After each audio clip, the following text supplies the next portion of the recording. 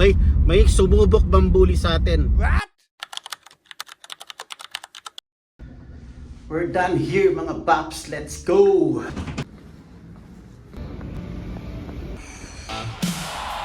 Tara!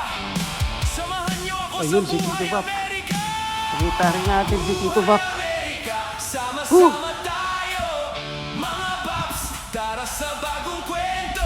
Trabaho, pamilya, Ang liwanag na ng sikat ng araw sa likod ko mga paps. hanggang sa tagumpay! Buhay Amerika! Walang susuko, kasama niyo ako sa bawat Naligaw-ligaw ako mga paps. Nagkaligaw-ligaw ako kasi iba yung sinakyan ko. Elevator! Iba yung sinakyan ko kasi nanggaling tayo sa ibang floor. Na-float tayo. Kung usually na sinasakyan kong elevator, hindi yun ang sinakyan ko. Hindi ako bumalik doon sa floor ko, doon sa kung saan yung original na unit natin. Hindi ako bumalik doon. Dumiretso na ako bumaba. So sumakay ako ng elevator na hindi ko talaga sinasakyan. Ayun, nagkaligaw-ligaw ako. Although first floor lang naman, bumaba ako sa first floor, galing ako ng fourth floor, ay ng third floor. Tapos pagdating sa first floor, hindi ko na alam kung nasaan ako. Totally. Well anyways, ayun, ang ganda ng duty natin ngayon, na-upload tayo. Pag sinabihan ako ng manager na upload daw ako. So na-upload tayo, no? Okay naman kasi kung saan tayo na-upload is ginawa akong seater mga bap. Alam niyo yung one-on-one seater. So isang pasyente lang binabantayan ko, tapos matino mga bap.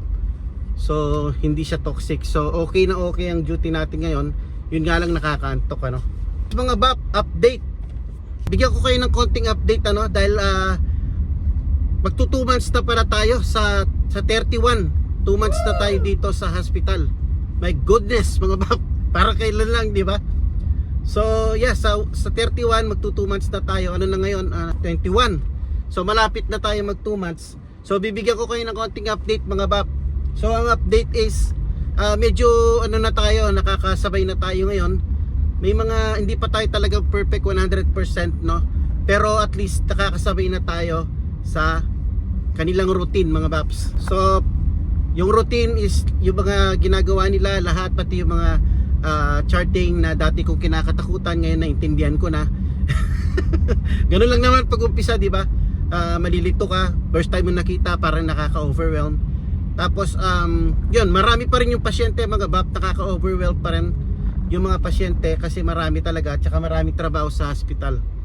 Yun ang update kumpara sa sa pinagalingan natin na SNF. Ano ba ang work environment sa hospital? So depende sa hospital na mapapasukan nyo mga bap. Hindi lahat ng hospital pare-pareho, hindi rin lahat ng unit is para-pareho, no? Kaya yung unit na kung saan ako na-float ngayon, parang mukhang tahimik doon kasi 2 beses na ako na-upload doon sa unit na yon.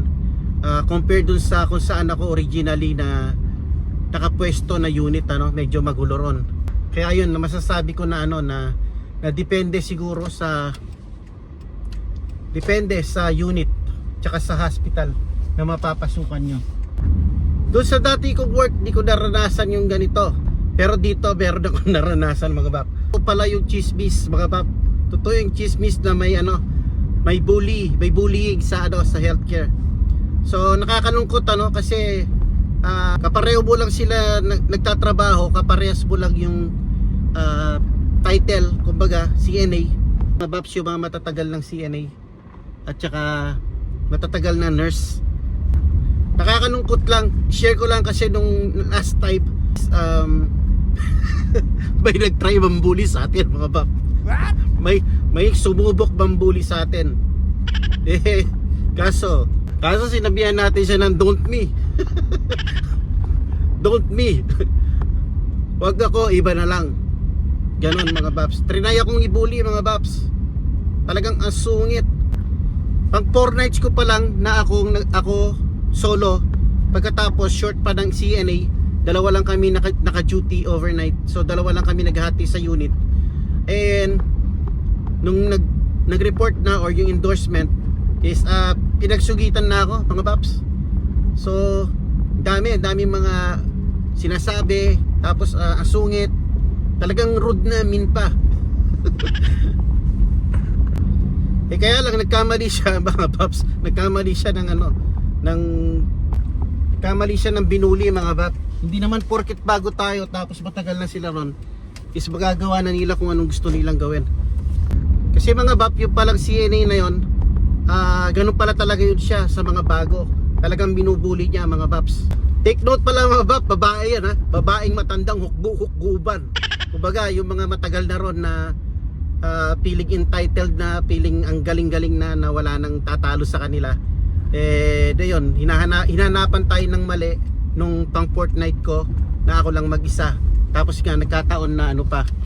Ayun, nagkataon na dalawa lang kami tapos busy nung gabing yun.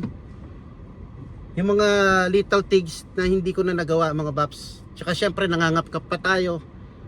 Mas priority ko yung mga pasyente. Mas prioritize ko kumbaga yung mga kailangan gawin. Yung mga maliliit na bagay hindi ko na nagawa. Talagang galit na galit mga baps. Kaya lang nagkamali siya ng binuli. So ayun, nakakalungkot ano. Yung mga kamukha mo lang na CNA tapos porket napakatagal na nila dun sa field na yan. Tapos may mga bago is ganun yung trato nila. Kaya yung balita doon na hindi nagtatagal yung mga bago dahil nga binubuli nila. So yung babaeng yon, trinay niya mambuli sa atin. Pero hindi siya umubra sa atin mga bab. Tapos meron pang isang nurse na ganun din, bastos, walang modo at saka tamad mga bab. Utos ng utos, akala mo kung makautos siya na yung anak ng ng reyna, ng prinsipe ganun. Pero ayun, hindi naman kami masyadong hindi siya masyadong nagkaroon ng chance kasi tatlo silang nurse ko sa isang unit kasi tatlo silang nurse tatlong nurse ang bali humahawak sa mga pasyente ko, lalo na that day maraming pasyente. So yun, hindi kami masyadong pero napansin ko bastos din yung matandang yun. Well anyways, tuloy natin mamaya. So yo, what is up mga papya, nagre-ready na tayo para sa ating last shift. Ayan, second night natin ngayon mga paps, and tomorrow day off na natin. Day off na naman natin ng 3 days. So ano ba yung kinikwento natin kanina? Ayun, yung mga toxic na mga co-workers yung CNA na kwento ko sa inyo na nagtitrip. At saka yung isang nurse na akala mo pinagtala, na akala mo siya lang ang anak ng Diyos, tingin sa CNA is nakakita siya ng katulong niya. So yun, yung mga ganun na katrabaho, yun ang nagpapabigat sa trabaho sa isang kahit saan man na field, mapa hospital yan, mapa sniff, or kahit saan na work environment. Pag ganun yung mga kasama mo is ang bigat sa pakiramdam na maging katrabaho sila mga babs. So anyways, ano pa ba ang update? Ano pa ba yung may update ko sa inyo? Sa schedule mga bab, medyo naninibago pa ako. Hindi pa rin ako pag-adjust yung ating body clock kasi ever since nagtatrabaho tayo is kagayang pinanggalingan natin na sniff, 9:30 pa tayo umaalis, 10 o'clock pa yung ating work, nakakabalik pa tayo sa tulog. Actually, yung ganitong oras natutulog pa ako niyan. Kaya siguro yung body clock ko, kahit marami akong day off, pag pumapasok ako ng ganito kaaga, parang nangihina pa ako. Parang latapa yung katawan ko, gano'n, parang wala akong energy. Kakakape ko lang, nagkape na ako para magising, pero parang ganun pa rin. Pero anyways, isang araw lang naman, isang gabi na lang, and bukas is day off na natin, another 3 days. Yun, another thing sa hospital pala mga babs, versus SNP is, sinabi ko na before, fast pace, and parang mas madaling makadrain mga babs. Mentally, masyadong mentally stressful. Siguro dahil sa bilisan, kailangan mabilis ang trabaho mo. Wala kang time mag-chill, kumbaga, wala masyadong downtime di guys sa nursing home at saka sa care home, So yun ang pagkakaiba. Ang advantage lang talaga sa hospital is marami kang day off. Marami kang time sa family at saka yun, nagsa-side hustle tayo. Pero pag once na nandun ka na naka-duty, napakalakas pala ng stress. So yun, hindi naman tayo nagre-reklamo mga paps kasi ito yung ini-aim natin magmula noon, ano? Makapasok sa hospital dahil nga habol natin yung 3/12 na schedule. Pero siguro nasa stage tayo ng adjustment ngayon. Yung katawan natin nag-a-adjust pa. Kaya yun, no, feeling ko pagod na pagod ako sa schedule. So yun mga bap, kung may nakalimutan man ako, i-update sa inyo. Sa mga susunod na vlog, banggitin natin. Kung may mga tanong kayo, just comment down below. Pwede nyo tanungin sa message box natin o kaya i-personal message nyo ako mga paps. Ano? So yun, hanggang dito na lang.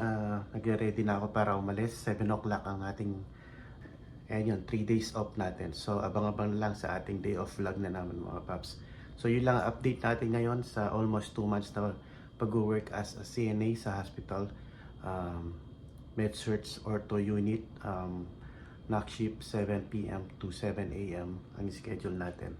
So yun lang update ko sa inyo mga bab. May mga question kayo, just comment down below. Kung may mga gusto kayong topic na discuss natin, ayun, just comment down below. Ano? Sa mga hindi pa nag-subscribe mga bab, for more CNA videos and Buhay America and day off videos, mga gala natin, ano, just like and subscribe na rin kayo mga bab. Maraming salamat. Till the next vlog. Peace. Working hard both night and day, one step closer